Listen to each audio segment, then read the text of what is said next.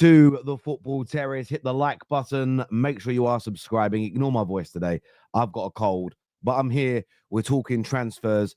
The summer is almost upon us. One more big game to go in the Champions League, but the transfer market is already picking up pace. We're talking about Liam Delap this morning, edging closer to that move to Chelsea Football Club. Not Manchester United, but Chelsea Football Club. Dean Jones has reported that that move could bolster Man United's ability to potentially sign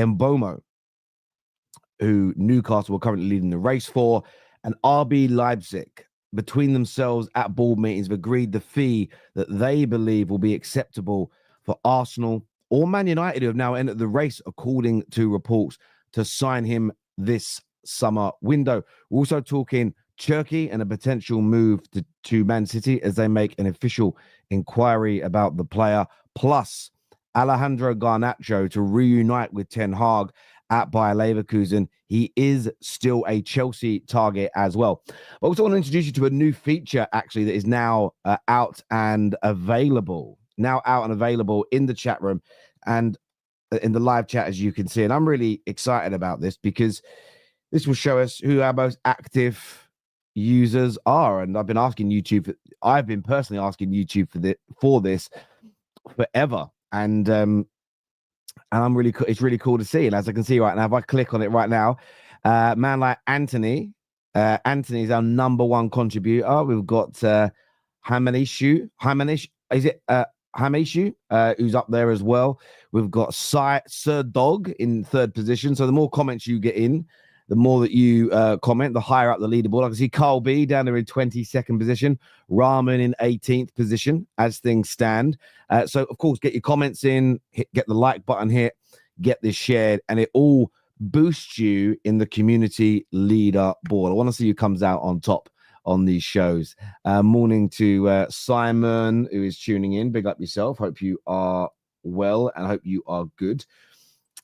Yes, so let's delve into it all. And I wanted to start actually with the situation with Manchester United because I thought that was a really interesting situation indeed today. This is from Dean Jones, of course, very familiar with the Football Terrace, currently working for Give Me Sport. And so I'm just time stamping these as we talk through them. He says here that Bryan Mbeumo's pursuit becomes more likely for Manchester United if they miss out on Liam Delap. It would not solve the number 9 problem, but Cunha and Mbeumo's additions could considerably improve their goal threat. And this was an exclusive that came out yesterday evening after the news that Chelsea have gone ahead of Manchester United in the race to sign Liam Delap. And I like hearing this. And I like hearing this because look, in the cold, hard light of day, when we're being absolutely honest about this, I want a number 9. I like the idea of Liam Delap. I'm gutted that Chelsea are leading that race, and we'll get into that story in a moment. But if we were able to, from this point, improve our position, if we were able to improve our position on bringing to the club Bryan Mbeumo, that's a softener. For me, that's a softener because what I want to see from Ineos this summer is the backing of the manager. What I want to see from Ineos this summer is us behaving like a big football club. Now, we're going to miss out on signings. That is going to happen. And part of that is going to be because the football club doesn't have Europe. And some players are going to get offers from Arsenal and Liverpool, Chelsea, and other European sides. And it's going to become very difficult for Man United to land all of our targets, but we still need to be going out there and pursuing them. So I like the idea. Big up yourself, Don. Yes, you have won it all, my friend. You did win it all, and congratulations to your team last night. Man United now, if we're not going to get Liam Delap, we've got to react in this way. Another story that came out as well that's been doing the rounds this morning is that Manchester United are now interested. It's come from Blind in Germany. They state that Man United are interested in signing Benjamin Šeško from RB Leipzig. It says Man United's football director Christian Verveil has watched Sesko in action last month and knows the player well, having signed him for RB Salzburg when he was 16. And look, United are going to have to move on if Chelsea are landing Liam Delap. Who do we sign? Look, that is the real big question. from my point of view and perspective, I look at it. I look at it like this. Liam Delap was such a good opportunity because he was £30 million. And I think £30 million for a player with his potential, with his current qualities, the impact he could have on any Premier League team, I always felt was a snip and very low risk, because even if it doesn't work out, you can move on to another target. You can move on and bring somebody else into the club who you can move him on, if it doesn't work, and pretty much get your money back and reinvest into another player. So, look, gutted about that. The reports as we saw last night in relation to that Chelsea move state, and I'll read them out to you here. This is from Ben Jacob, who said, Chelsea are closing in on the move for Liam Delap after positive talks. Manchester United's lack of European football has weakened their position. Newcastle and Everton have also held talks, but Delap is now leaning towards Chelsea. And of course, this goes not against the grain, that'd be the wrong way to describe it, but it was only 3 or 4 days ago the newspapers were reporting that Man United were expected to get him. But that's the element. I don't like it when it impacts my football club negatively, but that's what happens in the transfer market. That is what happens in the transfer market when that's what happens in the transfer market when a club makes European football, or a new entity, a new club, a new manager sticks their nose into a transfer deal and says, we're interested. People's heads can be turned. It's as simple and it is as straightforward as that. As frustrating as it is, it's the way these things work. So Man United have now got to move on to other targets. But who are these other targets? Victor Gyokeres, heavily linked with a move to Arsenal over Man United. Chelsea themselves are looking for 2 strikers. And I think Delap is one of them. And then I think they're going to move on to looking at either an Ekitike or Victor Gyokeres. Arsenal, as we've mentioned, that they've got an interest in both Šeško and Gyokeres, and we'll get more into that story from RB Leipzig and the feed today. But they're looking at that. Liverpool are looking at Ekitike as a top target. Isak isn't even available. Even if he was, he wouldn't join Manchester United. So where do we go from here? Now, what do Man United do? And I know that United fans will say we've got to act like a big club. I've said it myself, but we also have to be realistic. Who are the number 9 targets? And I'd love to hear from you, the audience, on this. Who are these number 9 targets that Manchester United can now pursue? Who are these number 9 targets if we miss out on Delap that we can get, that move the needle, make us more dangerous, and that also fit within our budget? Because we can't start the season with Rasmus Højlund. We can't be putting that pressure on Chido Obi. Xerxes isn't an out-and-out number 9 that's going to score 15 to 20 league goals in the season. So this is why when United fans was turning their nose up at Liam Delap, I couldn't understand it. I know we want to hate on Ineos. I know we want to hate on our owners. I know we want to sort of dwell in the turmoil that is our football club. And I understand that to a certain degree. But at the same time, for me, I felt like we were almost cutting our nose off to spite our face. I think we should have gone all in and got him over the line before the end of the season. Maybe he wouldn't have decided. Maybe today we go in there and we offer him an extra 20, 30, 40, 50 grand a week, because the alternatives are far more expensive, which means we buy less players in totality. And I don't even know if they're as good, because we're not winning the race for Ekitike. We're not winning the race for Šeško. We're not winning the race for Gyokeres. And I'm not even seeing in the comments who we're getting. Ivan Toney. Yeah, what? We're gonna get his wages. Osimhen. Again, I like Osimhen, but no one's looking at him. Let's be realistic. No Premier League club is seriously looking at him right now. I'd like him, but we're not going in for him. We're not going in for him. We're not even targeting him. I like him. I've been saying it for ages. Go for Nketiah. So look, I love this Bryan Mbeumo news. I hope that it's real. I hope that we get him. Him and Cunha will improve our attack. But the number 9 situation is making me panic. I can't lie. I don't see who we're going to get now that Liam Delap isn't going to come in. Go and get Vlahovic. Come on, see. This is the thing. Do any of us really think Vlahovic? Genuinely, do any of us think Vlahovic is good enough anymore? I don't. I don't think he's anywhere near the level needed. I really don't. This is from a Newcastle fan who says that Mbeumo has sense he's snubbing Manchester United? Potentially. Dan, that's a good shout, actually. Jonathan David, Mateta. Yeah, they wouldn't be bad. Do you know what? I agree with you on that. Again, could we get Mateta away from... Can we get Mateta away from... can we get Mateta away from Crystal Palace? Potentially we can. Obviously, we know we're a bigger club. That a lot of their players are on the market, but then you've got to be quick, because what's going to happen when it comes to Mateta and Crystal Palace is very simple. They might lose Adam Wharton. They're probably going to lose Gahey. People want Eze. People want Mateta. Those four are wanted. Are they going to allow all four to leave? Probably not. Probably not. So what you might find, it's a race to sign whichever one is your main target. And for instance, if Spurs tomorrow agree a fee for Eze, Gahey looks like he's going to leave anyway, they may let one more go for big money. But every time one of those players sells, the remaining players become a higher price. So again, you're eating massively into the budget. So Man United have got to try and get their business done as soon as possible, as quick as possible, because, as soon as possible, as swiftly as possible, to stop the prices of these players going up. Jay here says Osimhen is perfect for the Prem. He has been plenty. There have been plenty of players that have signed for teams out of the blue and been brilliant. Yeah, I like Osimhen. That's a really good shout. I would like him at Manchester United. I'm a big fan. I'm personally, Jay, a very, very big fan of his.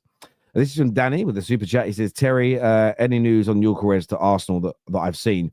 There's been no real major updates on the Gyokeres situation. We've got a story that we're doing on the Top 6 show later about Gyokeres involving other clubs. But what has been discussed today, and I'll go to the article here so that I can read it out to you all, and that is that... why can't I find it now? When you bookmark something and then you can't find it, guess what? It's right. It says here that RB Leipzig want £93 million from Arsenal to sign Benjamin Sesko. And we know that, again, depends on what publication or what... it always depends on what publications you read or which journalists you trust the most. But Arsenal are looking and working on deals for both Šeško and Gyokeres. There's no sign that they're working on both to sign both. But I think they understand that there's multiple clubs looking at both players.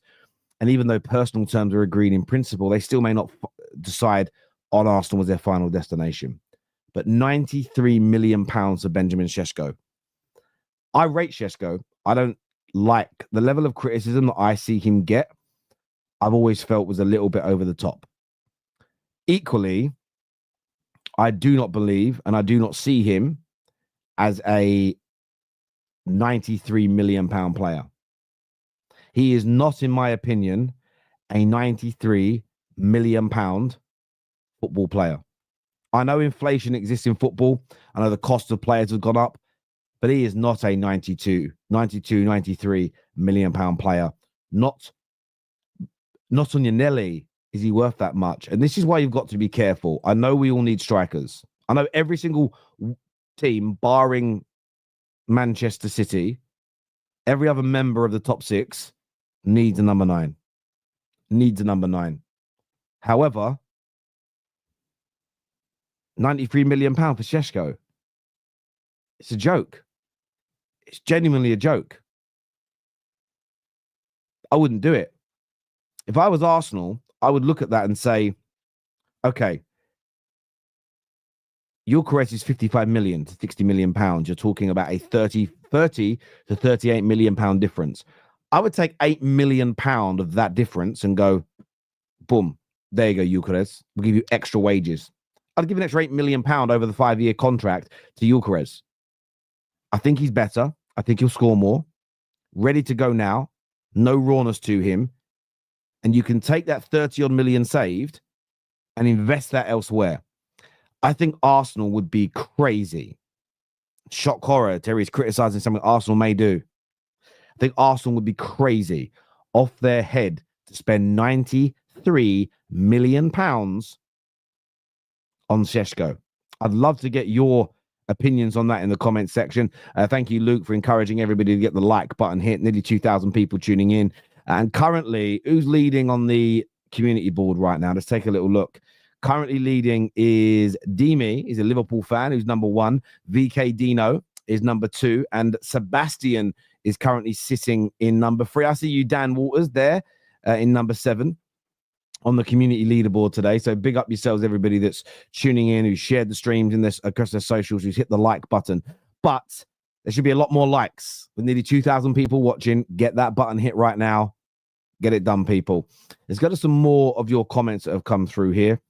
This says, if Šeško is their manager's priority, then would they? They might, Dino. They might. But I think it shouldn't be about who their manager's priority is. It should be about who is best for their team and system. And if Šeško comes in for 93 million, he's got to score 25 league goals. He's got to come in and score 25 league goals this season. Well, next season. The season after that. He has got to be getting north of 20 league goals every year at that money. Because, especially from an Arteta perspective, from Arteta's point of view, Arsenal have forever, in reality, to get it right. Arteta doesn't. If Arteta gets his way and they drop an extra 30 to 40 million pounds on Šeško, that striker needs to be it. And if the reports from The Athletic are true that Kai Havertz is going to remain the number 1 guy, why would you even drop 92? Why would you drop 93 million on a backup? It doesn't even make sense. He has got to go in and kill it. Gyokeres and Delap to Chelsea. Yeah, listen, you're winning the race to Delap. I know there's been a lot of United fans in my group chat, and I am calling you out, guys. You know who you are, who have kind of played down Delap. I'm gutted. I'm genuinely gutted that Chelsea are getting him. I think there's a real top player in there. I do. Ant says, at that price, Arsenal will 100% not go near Šeško. Yeah, listen, if I'm a neutral here for a moment, damn right they shouldn't. Damn right they shouldn't. He's not worth 93 million. Not when you're leading the race for Victor Gyokeres at 55s. It's a crazy bit of business. You could literally, for almost the same money, go and get yourselves 2 strikers in Liam Delap and Gyokeres and have 2 of them.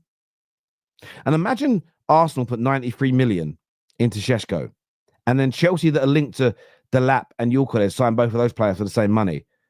Suddenly, Chelsea's team has firepower galore. That could bridge the gap. Arsenal have got to be very, very careful here. Šeško is a huge risk at that price. Yeah, you're spot on, Dan. A massive, massive risk indeed. A massive risk indeed. We have a super chat here from Ola who says, do you think Ineos organized the open top bus parade as they thought they would win the Europa League? No. It's a bit of fun. It wasn't an open top bus parade. There was 4 players on it. It was for a sponsor. Ineos have annoyed me with this because they've read the situation so badly. They're not the crowds that they were hoping for because this Man United team lacks stars. This Man United team has frustrated people. They're taking the money. They're getting 8 million quid, and hopefully that's going to go towards buying a player. But it's ridiculous what they're doing over there. The players don't want to be there. They just want to get away. They always want to hide a little bit, the players, and recalibrate and get themselves mentally ready for next season. It's a madness. But it wasn't an open top parade. It was 4 players doing something for a sponsor. 4 players on the bus. It wasn't the whole squad and the manager with a pretend trophy. But yeah, not a great look. Moving on from that bit of transfer news, as we already mentioned, the Liam Delap situation. The decision is expected next week, according to reports about where he's going to end up.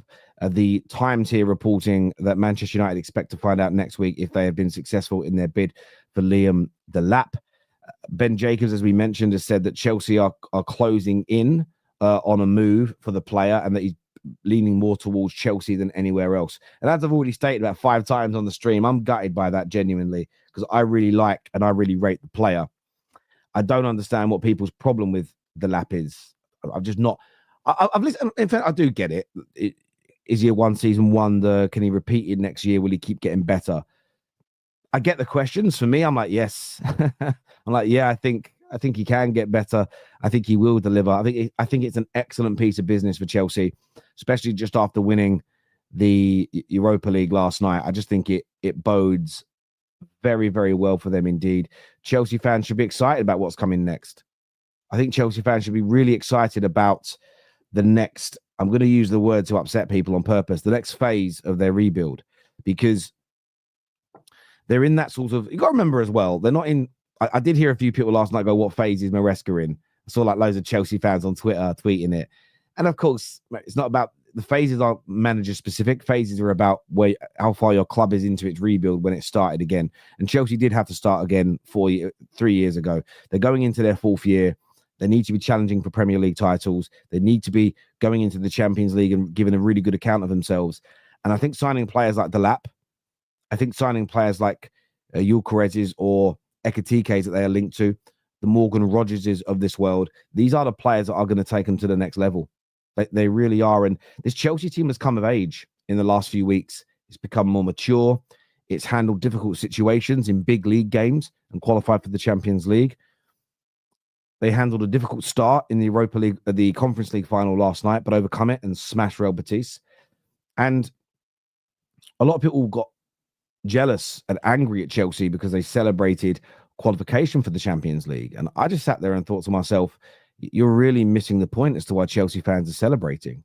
Chelsea fans are celebrating because they know their club acts seriously. And that doesn't mean, like, they didn't do enough in this January, just gone, they could have bought more. That's true. Doesn't mean they get it right every single minute of every single day, every single window, every single signing. It's not the point. But they have an ambition to get back to the top. They're going to spend big. They're going to invest well. They're going to bring more to this core of Chelsea. And I saw a clip from Flex, hope you're well, Flex, who said, should we now be taking Chelsea more seriously? Listen, go back and watch it. I have just like Ches, and I use Ches as an example as a Chelsea fan. Always back Clear Lake, criticize their mistakes, but always back them to get it right. I put myself in that box quite a lot myself. I haven't agreed with every decision they've made. There's been times where I've gone, oh, wow, this could go south. They've took massive risks financially to get to this point.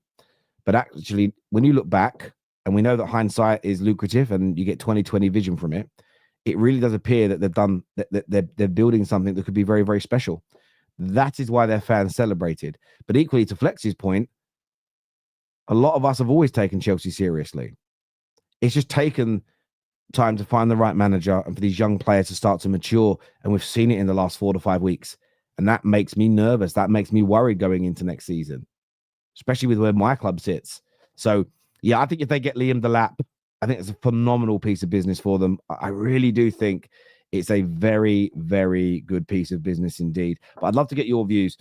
Dino here says 100% agree, Terry. They are genuinely building. Couldn't agree more. By the way, Bilal, you can keep writing and super chatting as much sexual things at me as you want. You're not going to rattle me. You're not going to make me say, because I'm very secure with my sexuality. So I'm saying this to the viewers. Bilal, thanks for all the money you're sending. I'm not blocking him. Just keep sending me your money. If you want to send me obscene sexual content and messages, but pay me for it, great. Do you know what I mean? I'm rolling around like Body Blue this morning without getting clapped. Do you know what I'm saying? But I'm not going to respond and I'm not going to get offended because I'm very comfortable and secure in my sexuality, my friend. You can't throw me off like that. And I will say that now to all you young men. And anyone acts like, around things like that. That's what I call sus, bruv. Nevs here, who's a Chelsea fan, says this window is make or break for Chelsea. We either go for the needle movers. Where'd that comment go? I was reading it, moved. We either go for the needle movers with experience, or we go for potential and we won't be relevant for a couple of years. I get you there. If, for instance, this summer you only sign 18, 19, 20, 21, 22-year-olds again, I will agree. I will agree. Unless those 22-year-olds are like Verts, right?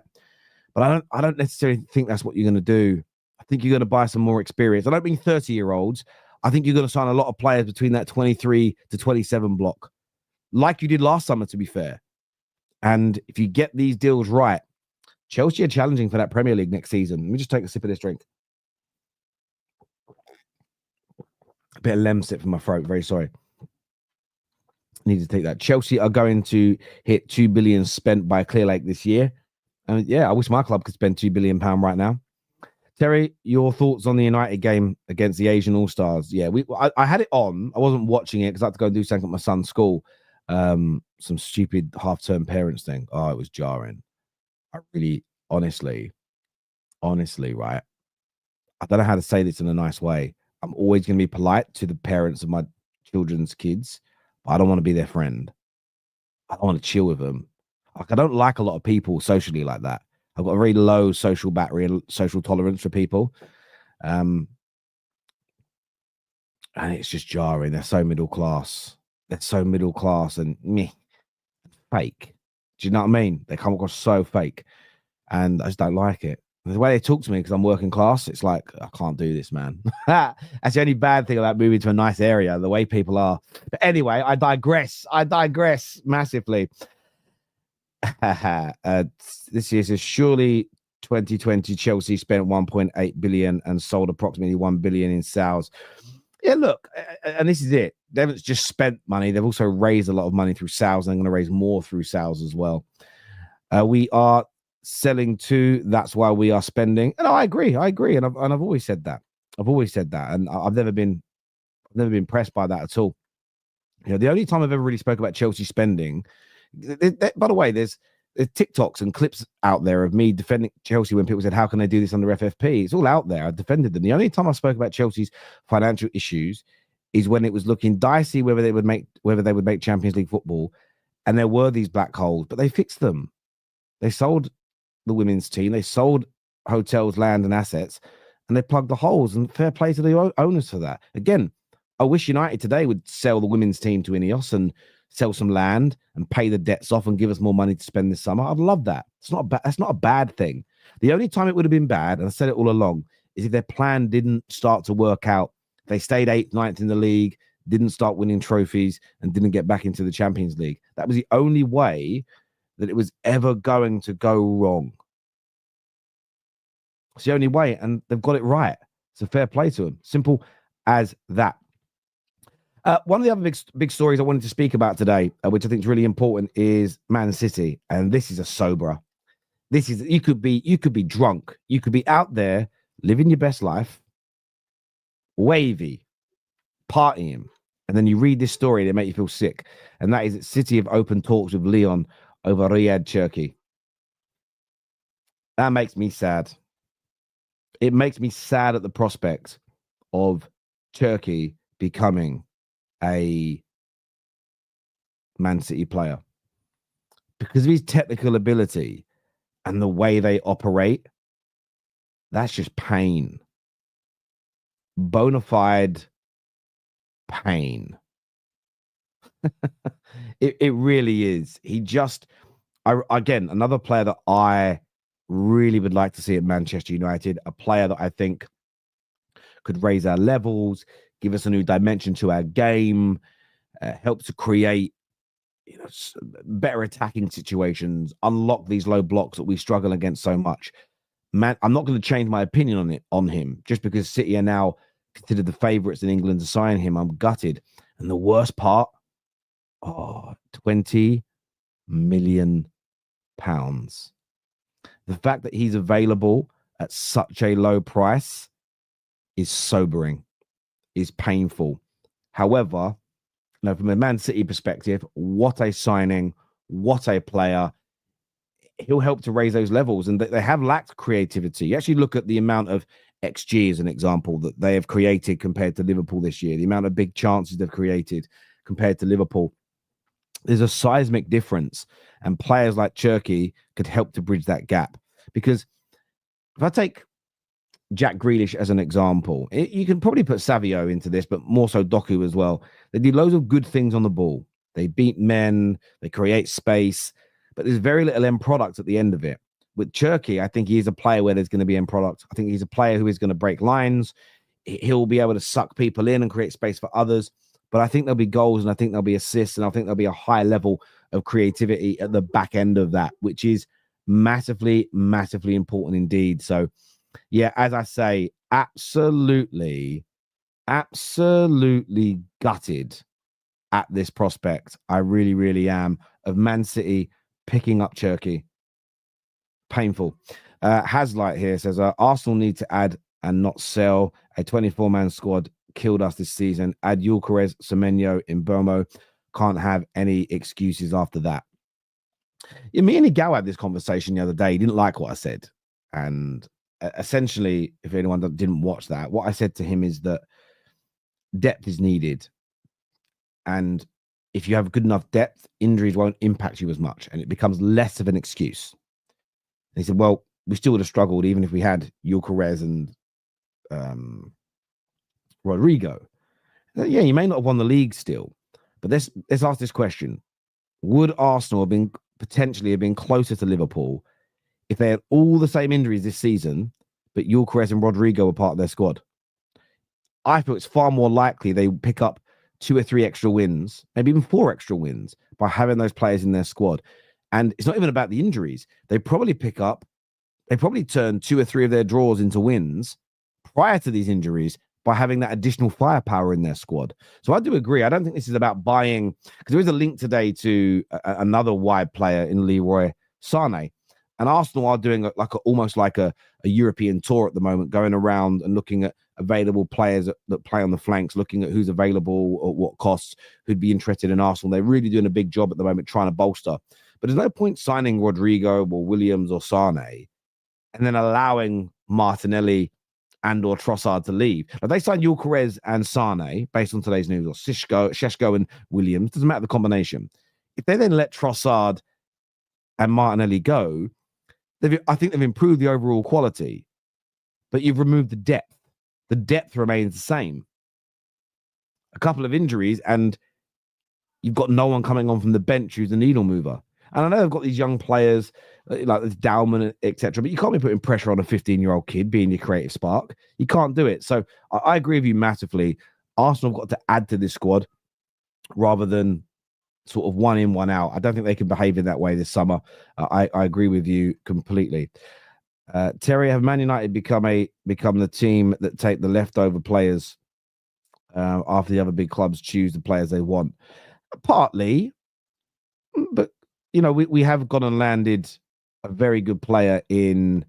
We have gone and landed a very good player in Cunha that other teams were interested in. People keep saying, why weren't there a race for him? Well, because he chose Man United ages ago. So it killed the race. So, yeah, look, we will miss out on some targets because of where we are, but we'll also gain some. Do we have an option of picking the very best on the market? No, because of our position, which is why I keep saying to people, the idea that we're just going to, if we had unlimited money to spend, then it would be different, because you could just throw absorbent amounts of money at it and say, look, we'll pay you 500 a week, you 600 grand a week, do a deal with a club and say, listen, we'll pay you 80 million rather than the 55 million, and we'll pay it upfront in cash and make sure they reject all the other clubs. We could do that. We've seen rich clubs do that in history, but it's not plausible on so many levels. So we are going to sign players that overall maybe are not as good as the collective, are not as good as what Liverpool do or City or Real Madrid, but it's about building. And you know what? If by next summer we get ourselves back into the top 6, top 7, top 8, playing really good football, scoring more goals, looking more dangerous, then next summer we become a more attractive proposition. And this is what we have to do. I remember a few years ago doing transfer stories, and there was talk of us looking at Rice and Sancho. And I remember reading what was being said, and it was the fact that Rice and Sancho, you're talking about 2018, 2019 times, and players were like, I want to see what United do next year before I commit to them.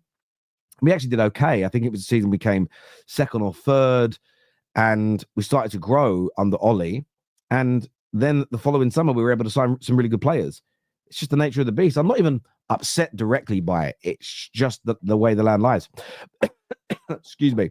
So this cold is horrible. Do me a big favor if you haven't done so already and get the like button smashed. Let's look at some more of your comments here. Top 4 are all getting bolstered except United. Well, look, again, that's where I will defend my club. We've already got Cunha done. So we've actually, on paper, got more business done so far than everybody other than Liverpool. And he's a very good player that will move the needle. So I'm not sitting here and saying we've done nothing and we won't do anything. I am a little bit worried about the number 9 positions. The reason why I'm worried about that is because everyone's looking for a 9. Will we get better defenders, better goalkeeper, better midfielders? I think we'll improve in those areas. It's the number 9 position I'm more concerned with than anything in terms of finding value for money. Not finding a body, finding value for money. United should buy Nkunku. No chance for me. He's not as good in the Prem as Cunha or Mbeumo. I wouldn't start him in my team over Ahmad or Bruno in that position, to be honest with you. I don't even know in the Premier League if he's better than Garnacho in that 10 role, genuinely. I saw nothing from him to suggest that he would be. When Erik still hasn't signed a new deal, he is apparently in talks with Liverpool. I haven't seen any of those stories, to be fair. In my opinion, United need to shop in the 30 million bracket to get back to the top and spread the budget. Yeah, there is an element of truth in that. Listen, it depends what he's available for. Again, some United fans will hate this because their brains still live in the world of we need to sign the best to win the league. I wouldn't even mind going after someone like an Ollie Watkins at this stage.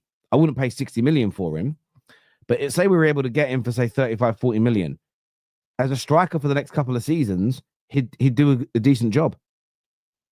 He does score goals. Numbers are okay. He's not world class, but this is the thing. I would rather go for an Ollie Watkins at say 45 million while we're building than drop 95 million pounds on a Šeško.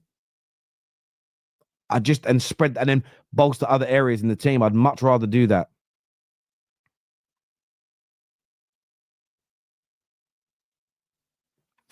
Watkins in an Amorim system, his age, no. But don't think about the player as the individual. Think about the point the point I'm making in the logic. I'd rather go and get a good striker that could score 10 to 15 league goals at 30, 40 million than drop 95 million on a player that might only still get you 10 or 15 league goals. But at least then you can go, right, we've got Watkins is in, and we've also now got the money to get Mbeumo. And as a collective, the attack's got better. Rather than 95 million on Šeško, and that's it for your attack. I'm just weighing those two things up. KJ is joining me on the show now. I'm going to put out the link if you guys want to phone in and speak about any of the transfer stories that we have discussed today or any others that you have read that you want to give your opinion on. I'm going to put that into the live chat and I'm going to pin it so you guys can see it. You don't need your cameras on if you don't want to, unless you want to challenge me and want to have a debate. Then you've got to have a camera on and be a man. KJ, welcome back to the show, mate. Good morning. How are you? I'm all right. It's the beginning of probably one of my favorite times of football season, which is transfers. You know what I mean? The transfer window is always fun. You got the highs, you've got the lows, you've got the crazy stories that don't make no sense. You've got the fake in the nose, the people that try and make out like they know stuff. I absolutely love it.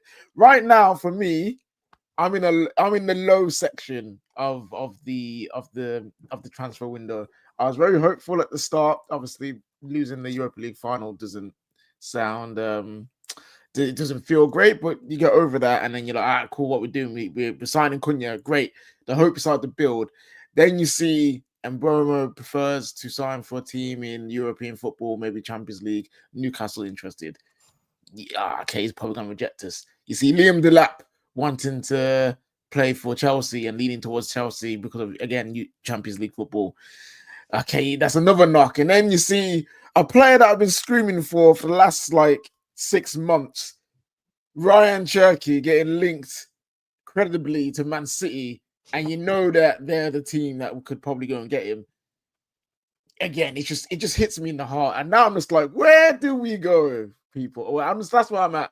Where do we go from here? And I'm getting to a point where I'm like, okay, our first choice targets will probably reject us because we are not in any kind of European competition. We need to see some backup options. We haven't really been linked to any properly. So I want to go see them because I don't know who we want. Striker is very worrying. Okay, cool. We don't get Delap, who's our number one. We can't afford Sesko, nor do we want to buy him at that price. Gyokeres will reject us for Champions League football. Even someone like Mateta, who actually rate this season, has had a very good season and last season as well.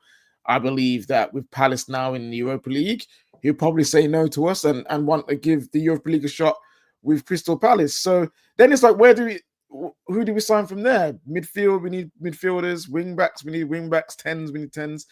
Again, and now it's looking like, you know what, maybe we have to do more like a Brentford and more like a Brighton and more like a Bournemouth. And people be like, oh, you're Man United. Why would you want to act like these clubs? Well, these clubs have been building their teams better than we have for the last 5 seasons. Mm-hmm. They have players on their team that have improved them and have been wanted by big clubs. If you look at the transfers, that they've been doing. So, yeah, go pick up Hayden Hackney, Job Bellingham, go pick up Tyler Dibbling, go get a James Trafford or like a Lamens from Royal Antwerp. Go and get these guys, because if our first choice options are not going to pick us, then we might have to just rethink how we're going to go about it. And again, it is going to be the longer route, which I think we all expected by not winning the Europa League. So yeah, that's where I'm at right now. I agree. And I think this is where Man United fans, we've had this conversation many a time about being patient. And this is because other clubs are going to try and sign players. It's not just us in the market. But what I don't want to see us do is go, right, there's £100 million for Šeško and 300 grand a week, when they're not worth that yet. Don't blow the money we have on a massive gamble. Don't be Jack and the Beanstalk. Do you know what I'm saying? And sell the cow for some magic beans, not knowing what they're going to do. And like I've said, if we've got a certain budget, it's like, right, I know we wanted Delap, haven't got him. Do we then just go and spend 93 million on a Šeško? No, because that's taking 60 million pound away from other areas that we also need to improve. So, yeah, I agree with you. Go and find those bargains. Go and find those players that will help us move the needle. They're not going to get us back to winning Premier League straight away, but we become a better team. Being a better team means next summer we can attract better players. So let's keep saying to people, slow and steady. If we were Real Madrid, if we were Bayern Munich, in a league where we have the financial monopoly, we earn most of the TV money, we can blow every club in our league out the water, barring Barcelona, of course, for Real Madrid. Different set of expectations and timeframes. This is the Premier League, where you've got 2 or 3 teams that are now earning more money than us a year. You've got loads of teams that are not in debt, so they can spend money. The TV money is spread equally. It's going to take longer to fix, and Man United fans got to wake up and smell that coffee. I want to ask you on Šeško.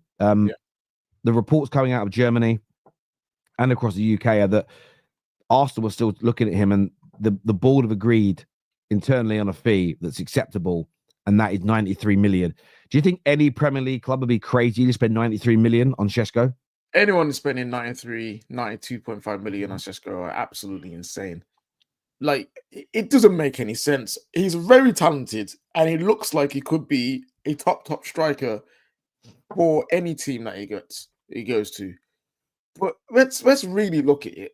How much has he actually done for RB Leipzig? Really, not a lot. Has he? Okay, maybe he was part of the team that won the Dutch Cup, not the Dutch Cup, the German Cup. That's great. But how many goals did he score in that season? How many goals did he score in that run to get to that trophy?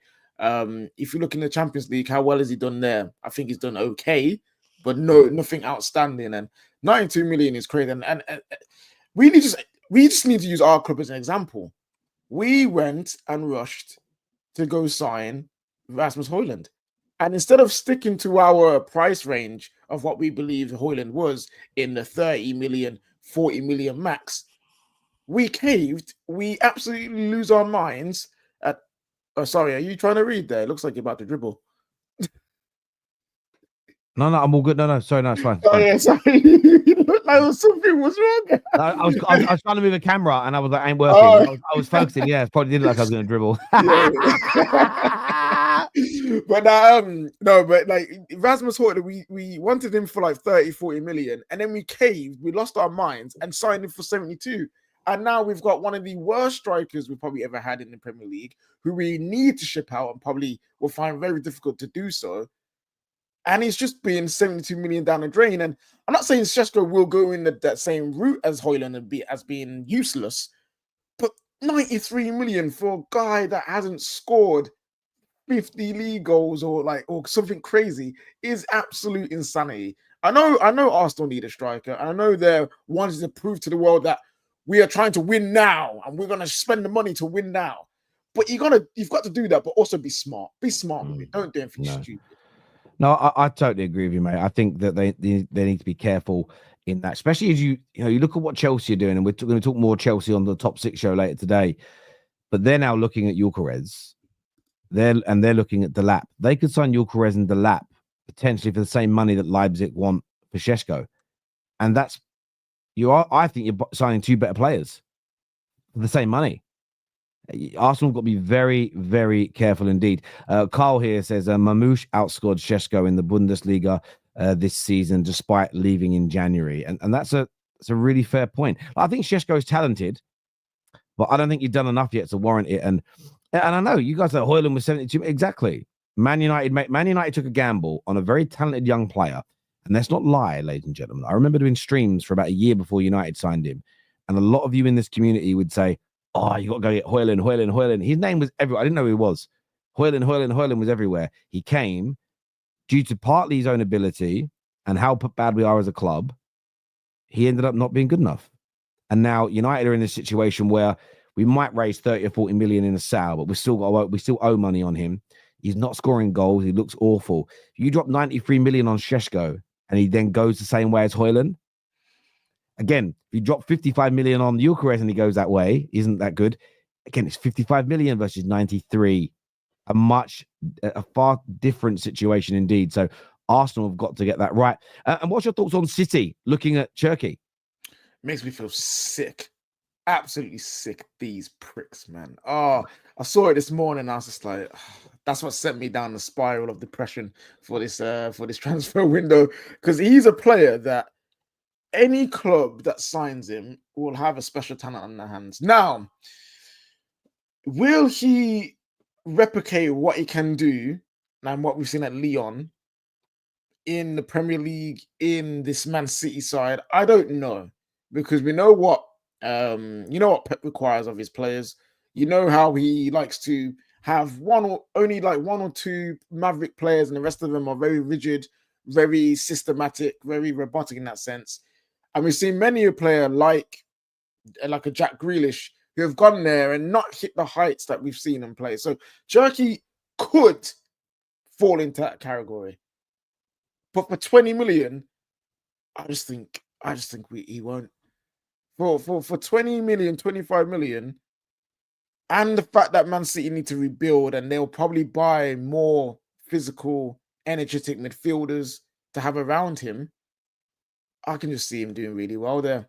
And he will have the freedom. If Pep is brave enough and puts the right players around and give Cherki the freedom, and he's just balling out. He's creating chances. He's scoring goals. He's taking people on. He's getting past players. He's drawing them in, creating space for other players as well. Rayan Cherki's talent is very similar, in my opinion, to the likes of Eden Hazard. Now, I don't think he will be as good as Eden Hazard because, again, Eden Hazard is a generational player. But the talent that he has, the ability on the ball, is some of the best that we've seen in Europe in the last few years. Football has been, quote unquote, dying for the lack of magical players. Well, he's one of them. And he's the very few ones that are out there. And if it wasn't for Lyon's transfer issue, monetary issues and whatever's going on in their club financially, he would be worth 60, 70, 80 million. And you're getting him for 20 to 25, maybe 30 million pounds. It can never flop, in my opinion. That can never flop. It may not work, but it wouldn't be a flop because that is a crazy low amount. And if it doesn't work out and you're Man City and maybe you win an FA Cup or maybe get back to winning Premier Leagues, you could easily sell him on for 50, 60 million, even as a failed player. Yeah. So, yeah, it makes me feel sick that Man United can't be getting for this guy and he's going to Man City potentially. It's a great point. Let's take some more calls here. We have Zane backstage. Zane Shah, how are you, mate? Yeah, hi, Terry. Are you able to hear me? Yes, mate. Yeah, pick up KJ. So I would first like to discuss United. So can United actually go for the low mid-table teams or from the Premier League? Because I see a lot of good players there. Likes of Anthony Robinson. You have João Pedro. I know you're linked to Mbeumo. even you can take a small gamble at Lucas Paqueta. I know he has some issues there, but like how Tottenham took a gamble on Basuma, a similar gamble if United can take on Lucas Paqueta, and Douglas Luiz wants to come back to the Premier League. So players like those, that will just significantly improve the current United squad, I think. Yeah, Zane, I think you make a really good point there, my friend, about and we Cunha is a great example of that. One of the best players from the lower teams, and that may be the approach. Now that will upset a lot of United fans, Zane, because they want to go out and Man United fans, the ones that moan online, go for a cycle. Sign 1 minute they want to sign the superstars, and they get angry if we're linked to Robinsons and Ollie Watkins of this world. In the very next breath, if we're just signing the obvious players that are the star names, you get the whole why are we signing the obvious players? So you can the whingy Man United fans who never really understand our club, you can never change their view on that. That's a really good point, my friend. Thank you. We're going to take another call here. We're going to go to the Boston Butcher. Boston Butcher, what are you saying, mate? Hello, can you hear me? I can, mate. What do you want to say, brother? So I wanted to talk about Arsenal because I'm an Arsenal fan. You know what I mean? What do you want to say, bro? So about the transfer news, specifically about Gyokeres and like the news that's going on, I think the Gyokeres deal is almost done based off the fact that Berta and all of them were in Portugal, and then right after that, there's a bunch of news that comes out like there's a personal terms are agreed and the fee. I don't know if it's completely done, but it feels more likely than the Sesko news, especially with the high price that they're asking for him. But I also think that they should get an attacking midfielder or a 10 because we've lacked creativity, especially with Odegaard being as bad as he's been this season. So yeah. Are you not worried about the recent reports that come out today about Gyokeres potentially joining Chelsea and Chelsea pushing for him? Because we've seen Chelsea before hijack many a deal. That's what they're known for doing, especially under Todd Bowley and Clear Lake. So are you worried about that bit happening? Not really, because I saw the report right after a Chelsea reporter said that Ekitike and Liam Delap are their main targets, and then Gyokeres is their third. So Gyokeres isn't their main priority. It's the Ekitike, the French guy that plays for Frankfurt, and Liam Delap. And then if they can't get one of those two, because they want two strikers, if they can't get one of them, then they'll get Gyokeres. So my feeling is that if Arsenal's hopefully main priority is Gyokeres at striker, then I think they'll get him, based off the fact that Chelsea isn't worrying about him as much right now. Yeah, listen, I what you said about the number 10, mate, I think is, I was about to call you Boston. It's obviously not your name, but yeah, I think is absolutely fair and right. I think that you do need more creativity. There have been some links to Cherki. There have been some links to Gibbs White as well. And I think that's why your manager's also thinking about the wingers. Like, I think it's why you're looking at some wingers that are more goal scorers, or why you're looking at some wide players that are more creative. I think Arsenal are essentially trying to shop for attackers and trying to get that balance right between players that are more renowned for scoring versus players that are creative. So I think that's something that is on your agenda. And I think that's an area, Zubimendi, that deal looks like it's going to happen. I think it's a very important deal. I think could be a very, very big deal for Arsenal Football Club. But some creativity centrally, I think is a massive, massive thing. There's no doubt. Bro, thank you for calling in. I appreciate that, mate. Top man. Next on the show, we got to do it, KJ. We got to bring the stalker in. Safe is here. What are you saying, Safe? Fucking hell. Safe, what are you saying, mate? Hey, man, you good? Yeah, you? Not too bad, man. Not too bad. Why are you still wearing t-shirts that are too big for you? They're not big, they're small, my friend.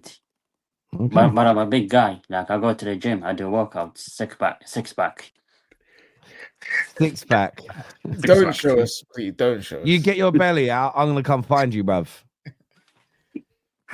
Don't worry, no. Anyway, I'm pissed off about my club, actually. Oh, okay. Okay. Yep. Amorim Lee should have been sacked. Yep. Okay. Sir Jim Ratcliffe is an idiot. You should have sacked him by now. Yep. Because at the end of the day, if the guy can't play football, he has no basic of football. How can you play free at the back when you can't even defend properly? Why do you not change the system, play 4 at the back? Yeah. Who would you sack? You'd sack Amorim. Who would you bring in to replace him? Who would be your guy? I've got 4 managers. God, awful. at the Okay. same time or individually? Well, I mean, I got 4 shortlists. Go on, I short got list. Go on. Yes, I got the Newcastle manager, Eddie Howe. Eddie Howe. Yeah. I got Emre from Aston Villa. Okay. Yeah. I got Frankie De Jong, which is good. Huh? And finally, I have Hang on. The midfielder at Barcelona, Frankie De Jong. No, De Jong, the Crystal Palace manager, I think. Oh, Glasner. Glasner. Is it Glasner? Yeah, Sorry. yeah. Yes. But at the end of the day, I'm just Who's the annoyed, fourth? Who's the fourth one? me, Zidane. I knew it. I literally said it. I said Zinedine Zidane is coming up. Okay, Of cool. course. Okay. But I'm just pissed off. Like, I mean, how can you lose to the shit Tottenham Hotspur team? Yeah. Honestly, like at the end of the day, like, why the fuck here are you? Sorry for my language here, but why the fuck are you playing wing backs and full backs as defenders? Play 4-3-3. Go at them and attack them. But- Destroy this shit team. Yeah, How can you lose 4 times to Tottenham Hotspur? Safe. I understand your sentiment. I'm upset that we lost that final to Spurs as well. But asking Amorim to play 4-3-3 Yes. when he's not played 4-3-3 in over 4 years or 5 years of him being a manager, that wouldn't make any sense.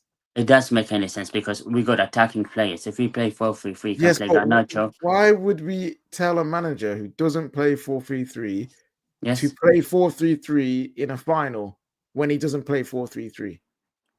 Because we need to win the final. This club here is glory days. We're there to win the trophies. So if we change the system and we played 4-3-3 or 4-4-2, at least we could have beaten Tottenham. But you've just said he doesn't know how to play football. Yes, he doesn't know how to play football. He's not a tactical manager. He's dumb. Okay, so how brainwashed. is him changing it to 4-3-3 gonna make it any different if he doesn't know how to play football? Well, I mean, he has to change the system, in my opinion. He has to try something different. I mean, put it this way, KJ, let me ask you this as a question right now. If Terry Flowers was my coach and I was fighting and I was in a boxing match with Runs and I lost the Runs 4 times in a boxing match, as an example, Okay, cool. Right? Do you think that Terry is a bad coach? Is a shit coach? Be honest. It's a simple yes or no answer. Well, it depends. How good are you? Well, I mean, if I'm good and I keep getting knocked out here with a single punch, then it's Terry's fault. It's not coaching me properly. Again, what I love about your example is this though. If you're a southpaw and I'm making you box orthodox, then yeah, it's my fault. But that's an individual sport. If I'm a coach and I only train southpaws, then I can't bring someone in who's orthodox. So it becomes a little bit of a paradox, really. So I get where you're coming from. If with the current players we've got, we bring a manager in that does 4-3-3 and then add players to it, or we go for a manager with a new system, but we have to build the squad for him. Either way, there's going to be problems. It isn't going to be perfect straight away. So there's no Terry. Football is played by tactics and by systems. I mean, but if you look at the hang on, just stop a minute. You're right. But then you've got a man who's brought in a system and you're not prepared to give him the time to have the players built for that system. But, I mean, why do you need the players when the Liverpool manager didn't have players? How comes the Liverpool manager won a trophy in the first season? Again, last thing I'll say. How comes the Newcastle manager won a trophy? How well, comes he's been there a while. So the difference is this: Slot walked into a team that was in a title race last year and just fell off and won a trophy. That only the majority of the squad a couple of years ago nearly won a quad. Much different starting point. As an example, look how long it took FSG from when they took over in 2010 to get Liverpool into a title race. It took them the best part of a decade. That's an example you need to look at versus Slot coming in and taking over a team that's been winning trophies for multiple years. But Safe, thank you for coming on, mate. I appreciate it. Elijah is with us. What are you saying, Elijah?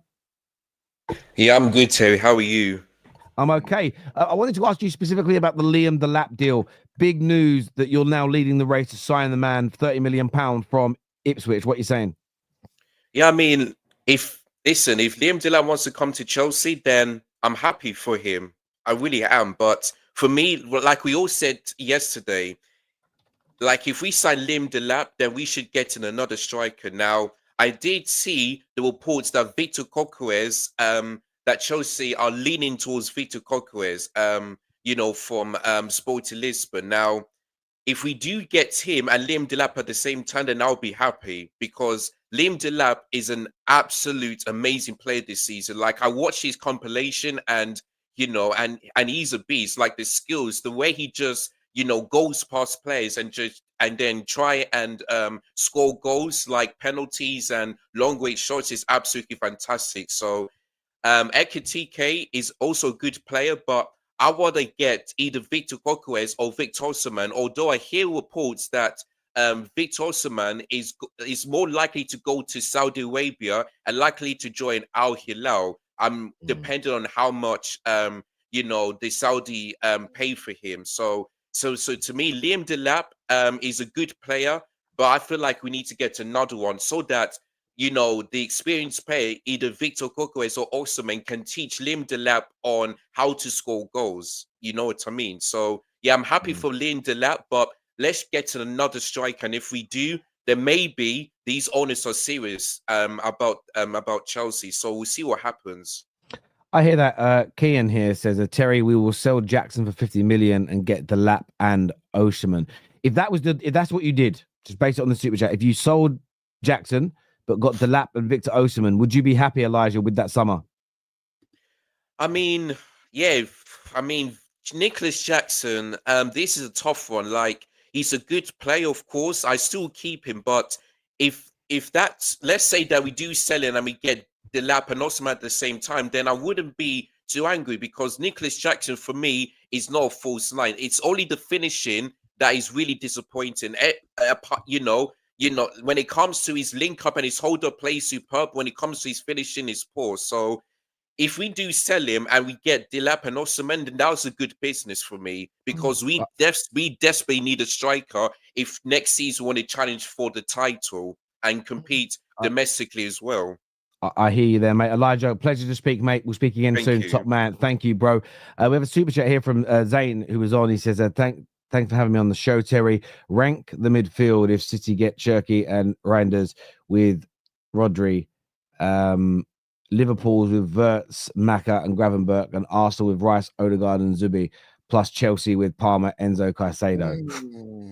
Ooh. I think we're going to do this on paper based on how good we think these players are and if it all works. So we're going to base it on paper if it all works. For me, I'm putting Arsenal in 4, Arsenal in 4th. Yeah. But it 4th for me is between Palmer and Chelsea and Arsenal's midfield. Caicedo, I think Caicedo is levels. Palmer is up there. And then the only difference is Enzo, does that compete against Odegaard and Zubimendi? Because I think Rice is a shoo-in as like one of the better players in that 6. Mine goes Liverpool. Oh, I don't know. I'm gonna just say it. I'm gonna go Arsenal, Chelsea. Man, Rodri's a big factor. Liverpool, Man City. Okay, yeah, that's what I'll go for.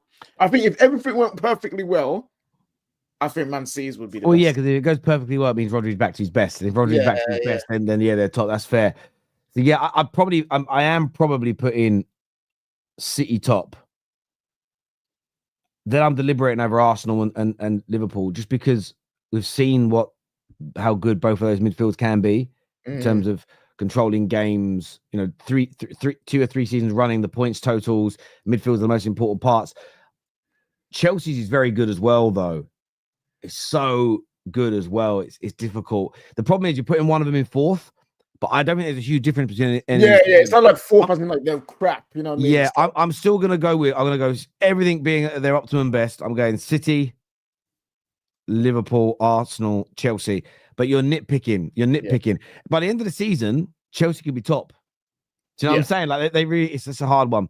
Osimhen will go for the bag. We ain't getting him. I'll be surprised if we do. It's all hype and talk. And you can be very, very, very, very correct about that. You could.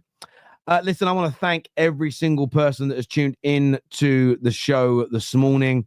Thank you very, very much indeed. Please hit the like button before you leave and subscribe. Let's just go and see who's come out on top. Who's finishing on top? Look at that. Rahman, the City fan. Oh, you just dropped down to second because you see your badges against your name. Top place is Sebastian. Rahman has come in second. And Neil Driscoll has ended up third in the community leaderboard. We reset it for every live stream. So make sure you're back with us later today for us to go through that. I want to thank our super chatters.